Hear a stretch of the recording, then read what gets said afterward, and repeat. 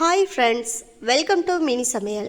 இன்றைக்கி நம்ம சேனலில் சூப்பரான டேஸ்ட்டில் ரொம்பவே சிம்பிளான மெத்தடில் நல்ல சாஃப்டான ஒரு ஸ்வீட் ரெசிபி தான் பார்க்க போகிறோம்.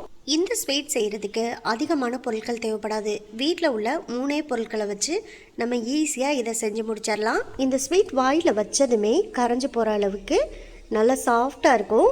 இந்த வீடியோ முழுசையும் ஸ்கிப் பண்ணாமல் பாருங்கள். அப்போ தான் நான் இடையில சொல்லக்கூடிய சின்ன சின்ன டிப்ஸு கூட உங்களுக்கு தெரியும். இப்போ இந்த ஸ்வீட் எப்படி பண்ணலாங்கிறத வீடியோக்குள்ளே பார்க்கலாமா? இந்த ரெசிபி செய்கிறதுக்கு ஸ்டவ்வில் ஒரு பாத்திரத்தை எடுத்து வச்சு அதில் 1 கப் அளவுக்கு பொட்டுக்கடலை சேர்த்துக்கலாம். கூடவே அதே கப்பால் 1 கப் அளவுக்கு காய்ச்சின நல்ல சூடான பால் வடிகட்டிட்டு சேர்த்துக்கங்க. இப்போ ஸ்டவ்வை ஆன் பண்ணி மீடியம் ஃப்ளேமில் வச்சுட்டு பால் இந்த மாதிரி லைட்டாக கொதி வரும்போது கரண்டி வச்சு நல்லா இந்த மாதிரி கலந்து விட்டுக்கோங்க. இப்போ இந்த பால் நல்லா சூடாகி பொட்டுக்கடல நல்லா இந்த பாலோட சூட்டிலே வெந்து வரணும். அதனால் இடையில மட்டும் இந்த மாதிரி கரண்டி வச்சு கலந்து விட்டுக்கோங்க. பால் சூடானதுமே திரும்பவும் பால் கொதித்து வர ஆரம்பிக்கும்.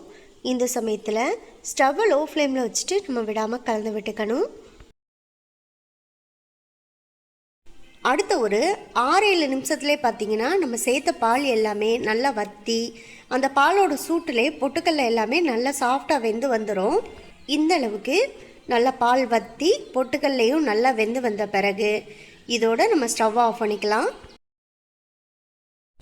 இப்போ இந்த பொட்டுக்கல்லையை நம்ம மிக்ஸி ஜாரில் போட்டு நல்லா நைஸாக அரைச்சி எடுத்துக்கணும். இப்போ இந்த பொட்டுக்கல்லையை நம்ம மிக்ஸி ஜாரில் சூடாக இருக்கும்போதே சேர்த்து நல்லா அரைச்சி எடுத்துக்கணும். இப்போ இந்த பொட்டுக்கல்லையை அரைக்கிறதுக்கு நம்ம தண்ணி எதுவும் சேர்த்து அரைச்சிடக்கூடாது. தேவைப்பட்டால் பால் தான் சேர்த்துக்கணும்.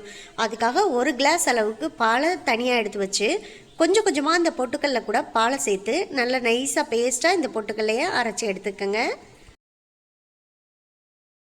பாருங்கள், இப்போ பொட்டுக்கல்லையை அரைக்கிறதுக்கு நான் கொஞ்சம் கொஞ்சமாக பால் சேர்க்கறதுக்காக ஒரு 1/2 கப் அளவுக்கு பால் நல்லா காய்ச்சி ஆற வச்ச பால் வடிகட்டி தனியாக எடுத்து வச்சுருக்கேன். இதை தான் கொஞ்சம் கொஞ்சமாக சேர்த்து நான் பொட்டுக்கல்லையை அரைச்சி எடுத்துக்க போகிறேன். பாருங்கள், பொட்டுக்கல்லையே எல்லாம் நைஸாக பேஸ்ட்டாக அரைச்சி எடுத்தாச்சு. பொட்டுக்கல்ல அரைக்கும் போதே நான் ஒரு 2-3 ஏலக்காய் சேர்த்து அரைச்சிக்கிட்டேன். அது வீடியோவில் மிஸ் ஆயிடுச்சு. அதனால் மறந்துடாமல் நீங்கள் ஏலக்காய் சேர்த்து அரைச்சிக்கோங்க. அப்படி இல்லைன்னா ஏலக்காய் பவுடர் சேர்த்துக்கோங்க. இதை செய்கிறதுக்கு ஸ்டவ்வில் ஒரு பாத்திரம் எடுத்து வச்சுக்கோங்க. அதில் ஒரு 2 ஸ்பூன் அளவுக்கு நெய் சேர்த்துக்கோங்க. பாத்திரம் சூடாகி நெய் நல்லா முழுசாக உருகி வந்ததுமே இப்போ நம்ம அரைச்சி வச்சுருக்க பொட்டுக்கல்ல பேஸ்ட்டை இப்போ இது கூட சேர்த்துக்கலாம். பாருங்கள், அரைச்சி வச்ச பொட்டுக்கல்லையும் சேர்த்துட்டு அது கூடவே அந்த மிக்ஸி ஜாரில் கொஞ்சமாக தண்ணி சேர்த்து அலம்பிட்டு அந்த தண்ணியையும் சேர்த்துக்கலாம். இப்போ ஸ்டவ்வை மீடியம் ஃப்ளேமில் வச்சுட்டு இந்த பொட்டுக்கடலையோட பச்சை வாசனை போகிற அளவுக்கு நல்லா கலந்து விட்டுக்கலாம். இதை கட்டிப்பட விடாமல் அதே சமயத்தில் அடிப்பிடிக்காமல் நம்ம கலந்து விட்டுக்கணும். அப்படி ஒரு வேளை உங்களுக்கு அடிப்பிடிக்கிறது மாதிரி தெரிஞ்சால் ஸ்டவ்வை லோ ஃப்ளேமில் வச்சுட்டு கலந்து விட்டுக்கோங்க. பாருங்கள், இப்போ நல்லா ஒரு 5-6 நிமிஷத்துக்கிட்ட கலந்து விட்டாச்சு. இந்த அளவுக்கு கலந்து விட்டுட்டு இப்போ இதில் நான் நாட்டு சக்கரை தான் சேர்த்துக்கிறேன். 3/4 கப் அளவுக்கு நாட்டு சக்கரை சேர்த்துக்கிறேன். அதாவது எந்த கப்பால் பாலையும் பொட்டுக்கல்லையும் அளந்து சேர்த்தேனோ அதே கப்பால் 3/4 கப் அளவுக்கு நாட்டு சக்கரை சேர்த்துக்கிறேன். 1 கப் அளவுக்கு பொட்டுக்கடலை, 1 கப் அளவுக்கு பால், அதே கப்பால் 3/4 கப் அளவுக்கு நாட்டு சக்கரை சேர்த்துக்கிறேன். இப்போ இந்த நாட்டு சக்கரையும் சேர்த்து நல்லா ஒரு முறை கலந்து விட்டுக்கலாம். இந்த நாட்டு சக்கரை நல்லா மெல்ட் ஆகி வரட்டும். பாருங்கள், இப்போ நாட்டு சக்கரை ஓரளவுக்கு கரைஞ்சி வரும்போது இது கூட திரும்பவும் ஒரு 2 ஸ்பூன் அளவுக்கு நெய் சேர்த்து கலந்து விட்டுக்குங்க. இந்த ஸ்வீட்டை பொறுத்த வரைக்கும் நம்ம நெய் சேர்ப்போம். ஆனாலும் இதுக்கு அதிகமான நெய் சேர்க்க வேண்டியதில்லை. மொத்தமாகவே ஒரு 5-6 ஸ்பூன் அளவுக்கு நெய் சேர்த்துட்டாலே போதும். சூப்பரான ஸ்வீட்டை நம்ம ரெடி பண்ணலாம். நல்லா இந்த அளவுக்கு கலந்து விட்ட பிறகு திரும்பவும் ஒரு 2 ஸ்பூன் அளவுக்கு நெய் சேர்த்து நல்லா இந்த ஸ்வீட்டை கலந்து விட்டுக்கணும். நம்ம விடாமல் கலந்து விட்டுட்டு இருக்கும்போதே அடுத்த ஒரு 4-5 நிமிஷத்துலேயே பார்த்தீங்கன்னா இந்த ஸ்வீட் நல்லா பாத்திரத்திலே ஒட்டாமல் நல்லா இந்த மாதிரி கரண்டி வச்சு கலந்து விட்டாலும் திரண்டு இந்த மாதிரி வரும். பாருங்கள், பாத்திரத்தில் அடியில் ஒட்டாமல் எவ்வளோ சூப்பராக திரண்டு வருதுன்னு பாருங்கள். இந்த அளவுக்கு நல்லா வரும்போது இதோட நம்ம ஸ்டவ்வை ஆஃப் பண்ணி வச்சுக்கலாம். நான் இப்போ நாட்டு சக்கரை சேர்த்துருந்தேன். அந்த நாட்டு சக்கரைக்கு பதிலாக நீங்கள் ஒயிட் சுகர் சேர்க்குறா இருந்தால் கூட சேர்த்துக்கலாம். அவ்வளோதான். இப்போ இதை ரெடி பண்ணியாச்சு. அடுத்ததாக ஸ்வீட்டை எந்த பாத்திரத்தில் செய்ய போகிறோமோ அதில் தான் இதை சேர்த்துக்கணும். அதுக்கு முன்னாடி ஸ்வீட் செய்ய போகிற அந்த பாத்திரத்தில் நல்ல அடிப்பக்கம் சைடில் எல்லா பக்கமே நெய் தடவி வச்சுக்கலாம். அப்போ தான் ஸ்வீட் செஞ்ச பிறகு எடுக்கிறதுக்கு ஈஸியாக வரும். இப்போது ரெடி பண்ணி வச்சுருந்த அந்த ஸ்வீட்டை இந்த பாத்திரத்தில் சேர்த்துக்கலாம். அவ்வளோதான். இப்போ ரெடி பண்ணி வச்சுருக்க ஸ்வீட்டை இப்போ இந்த பாத்திரத்தில் நல்லா இந்த மாதிரி செட் பண்ணி வச்சுக்கணும்.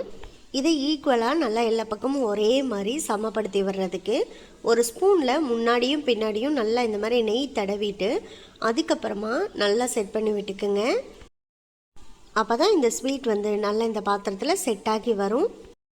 பாருங்கள், இந்த மாதிரி சமமாக நல்லா இந்த ஸ்வீட்டை செட் பண்ணி விட்டுட்டு இதை உடனே எடுத்து நம்ம சாப்பிட்ற முடியாது. அதனால் இப்போ இந்த பவுலில் இருந்தபடியே ஸ்வீட்டு நல்லா ஒரு 2 மணி நேரத்துலேருந்து 3 மணி நேரம் வரைக்கும் நல்லா ஆறட்டும். சூடாக இருக்கும்போது எடுக்கக்கூடாது. அதனால் நல்லா ஆறி வந்த பிறகு ஒரு 3 மணி நேரம் கழித்து நம்ம இதை பார்க்கலாம். இப்போ பார்த்திங்கன்னா சரியாக ஒரு 3 மணி நேரத்துக்கிட்ட ஆச்சு.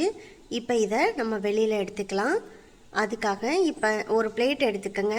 அதில் மெதுவாக இந்த பவுலை கவுத்து போட்டிருக்கலாம். இல்லைன்னா இந்த மாதிரி குப்பரை பிளேட்டை கவுத்து போட்டு கூட இந்த பவுலை அப்படியே கவுத்து போட்டு லைட்டாக அடிப்பக்கம் தட்டி விட்டோம்னா நமக்கு இந்த ஸ்வீட் அழகாக கலண்டு பிளேட்டில் வந்துடும். பாருங்கள், இப்போ ரொம்ப சூப்பராக அழகாக எவ்வளோ அழகாக கலண்டு வந்திருக்குன்னு பாருங்கள். இப்போ இந்த ஸ்வீட்டை நம்ம கட் பண்ணி எடுத்துக்கலாம். எந்த ஷேப்பில் கட் பண்ணணும்னு நினைக்கிறோமோ அந்த ஷேப்பில் கட் பண்ணிக்கலாம். நான் இன்றைக்கி இதை நல்ல ஸ்கொயர் ஷேப்பில் தான் கட் பண்ணி எடுத்துக்க போகிறேன். பாருங்கள், கட் பண்ணுறதுக்கே எவ்வளோ சாஃப்டாக இருக்குன்னு பாருங்கள். சாப்பிட்றதுக்கும் அவ்வளோ டேஸ்ட்டாக இருக்கும். அவ்வளோதான், ரொம்ப ரொம்ப ஈஸியாக நம்ம இந்த ஸ்வீட் ரெசிப்பியை செஞ்சு முடிச்சாச்சு. இது சாப்பிட்றதுக்கு ரொம்பவே டேஸ்ட்டாக இருக்கும். மிஸ் பண்ணாமல் நீங்களும் ட்ரை பண்ணி பாருங்கள். அவ்வளோதான், பாருங்கள், ரொம்ப ரொம்ப ஈஸியாக இந்த ஸ்வீட்டை செஞ்சு முடிச்சாச்சு. நம்ம மேலே டெக்கரேஷனுக்காக ஒரு 2 பாதாம் பருப்பை இந்த மாதிரி சின்ன சின்னதாக கட் பண்ணிவிட்டு எடுத்து வச்சுருக்கேன். அப்போ தான் பார்க்குறதுக்கு இந்த ஸ்வீட் ரெசிபி சூப்பராக இருக்கும்னு. மிஸ் பண்ணாமல் ட்ரை பண்ணி பாருங்கள். ட்ரை பண்ணி பார்த்துட்டு எப்படி வந்துச்சுங்கிறத கமெண்ட் பாக்ஸில் சொல்லுங்கள். இந்த வீடியோ உங்களுக்கு பிடிச்சிருந்தா இந்த வீடியோவை லைக் பண்ணி நம்ம சேனலை மறந்துடாமல் சப்ஸ்கிரைப் பண்ணிக்கோங்க. சப்ஸ்கிரைப் பண்ணும்போது பக்கத்தில் உள்ள பெல் ஐக்கானை கிளிக் பண்ணி வச்சிட்டிங்கன்னா நான் போடக்கூடிய குக்கிங் வீடியோ எல்லாமே உடனுக்குடனே உங்களுக்கு சேரும். உங்கள் ஃப்ரெண்ட்ஸ் அண்ட் ரிலேட்டிவ்ஸ் எல்லாருக்கும் ஷேர் பண்ணுங்கள். இதே போல் அடுத்தடுத்து நல்ல நல்ல வீடியோவில் சந்திப்போம். ஓகே, பாய்.